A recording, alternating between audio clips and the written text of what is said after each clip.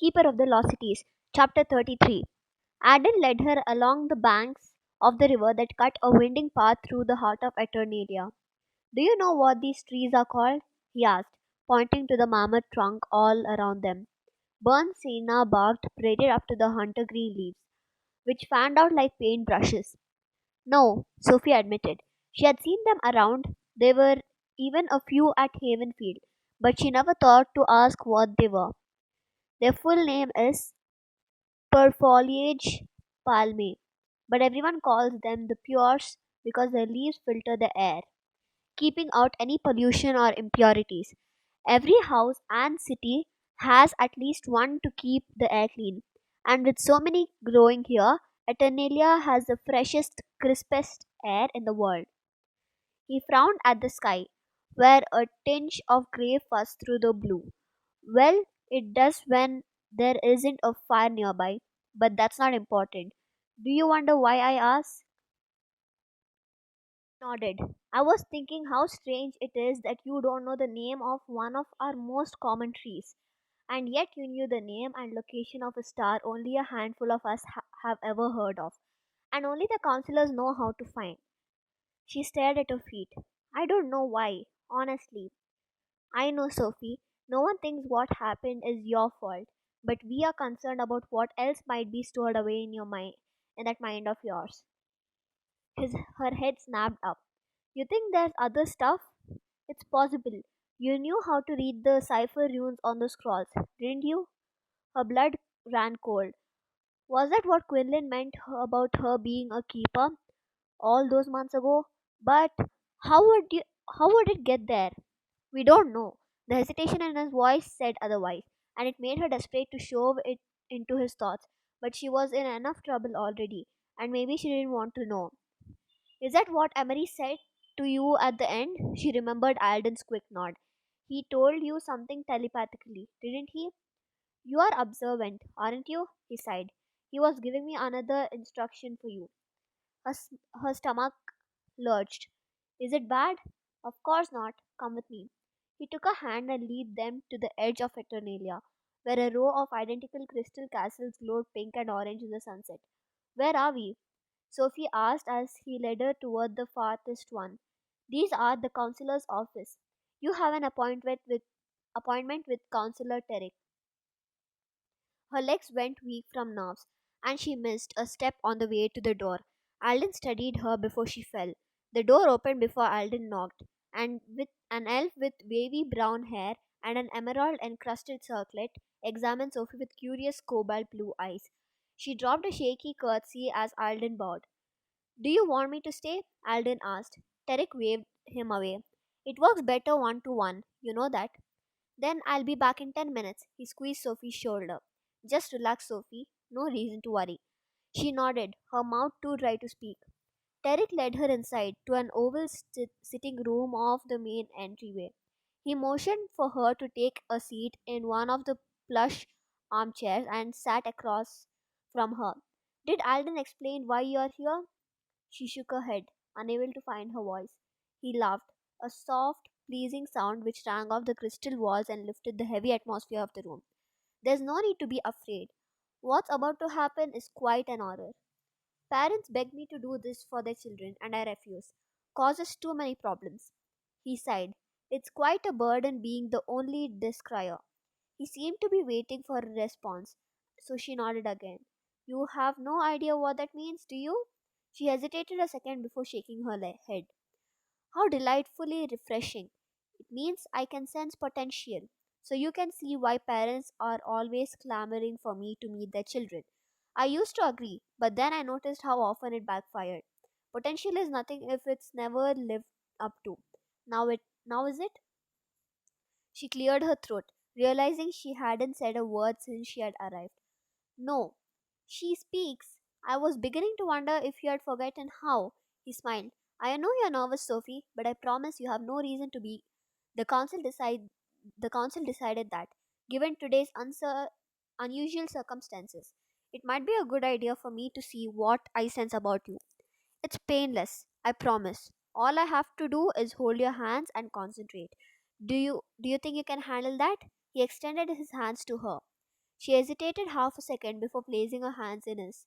A tiny part of her feared what he would find, but she also understood that this wasn't optional. She took a deep breath as he closed his eyes, counting the seconds to stay calm. 513 seconds passed before he opened his eyes again. Fascinating, he whispered, staring into space. Another 327 seconds passed before he released her hands and stood up. Incredible. Am I allowed to know what you sensed? She asked quietly.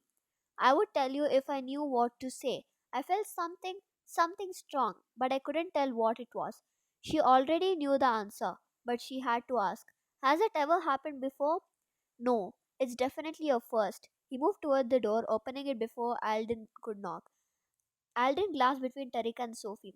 How did it go? Interesting, Tarek murmured, his mind far away when he said no more. Alden turned to Sophie. Are you ready to go home? She nodded. Tarek didn't say goodbye, and he was still standing there, lost in his own thoughts as the light swept them away. Alden handed her a parcel wrapped in green paper when they reached Havenfield. The council also insisted you keep one of these. She unwrapped the thick teal book, running her fingers across the silver bird etched into the cover. It had long legs like a crane, sweeping tail, feathers like a peacock, and a curved neck like a swan. It's beautiful.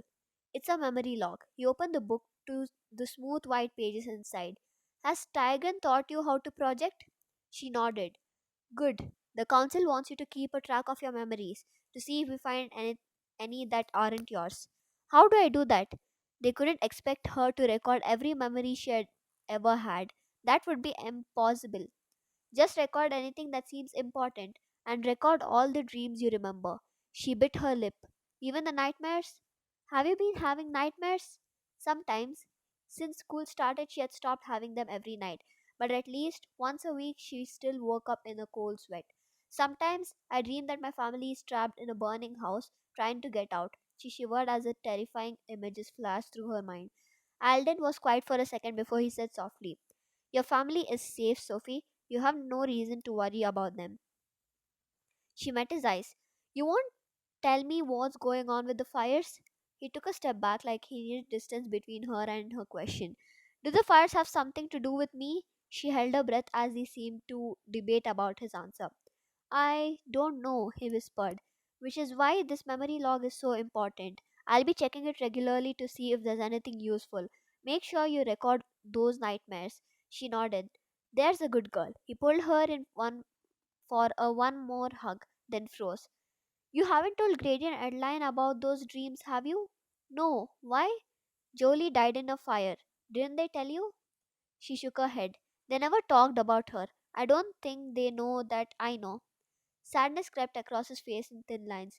It's hard for them. You can't imagine how hard death is such a common thing for humans. For us, he stared into the distance. Her fiance's house caught fire. He tried to save her, but there wasn't time. He barely made it out alive. And even then, he didn't finish, but something in his eyes told her it did not end well. Sophie tried to imagine the horror he was describing, burning to death, and the thought alone made her shudder. I won't mention the dreams, I promise. Thank you, he said sadly, and left her. She went straight into her room and closed the door. Projecting her nightmares into the memory log was easy. Seeing them so vividly was awful. Her whole body shook as she stared at her terrified family surrounded by smoke and flames. She slammed the log shut, hiding it behind her bookshelf so no one could find it. Desperate to replace those horrifying images, she grabbed her old scrapbook and sank onto her bed. She hadn't touched it since the day Dex looked through it. She never made it past the cover. Adeline found her later, still staring at the closed album. Everything okay? Sophie jumped, pressing the scrapbook into her chest. I'm fine. Her voice sounded sharper than she meant it to be. Adeline frowned. Dinner's waiting downstairs. The thought of food turned her stomach.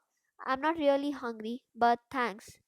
Oh, okay. Adeline sat next to her on the bed. Did something happen with Alden? You can't tell me. She reached out to stroke Sophie's arm, but Sophie flinched, afraid Adeline might touch the scrapbook. Adeline retracted her hand, looking aware. anywhere but Sophie. Sorry, I didn't. Sophie started. Adeline waved away the apology, forcing a smile on her lips as she stood. Don't worry about it. You want to be alone. I'll send some dinner up later in case you get hungry. Sophie watched her leave, hating herself for hurting Adeline's feelings, but she'd have to set it right later. Right now, she had bigger problems. She took a deep breath and forced herself to look at the photo mounted to the cover of the scrapbook again, to make sure her eyes weren't playing tricks on her. Bile rose in her throat. Then she was 11-year-old, building a sandcastle on the beach. But it wasn't an imaginary castle, like she had thought it was at the time. She recognized the castle. She had been inside it this afternoon. The twisted turrets, the sweeping arcs. It was an exact replica of the crystal castles in Eternalia. So how could she build a model of it here before she knew it existed?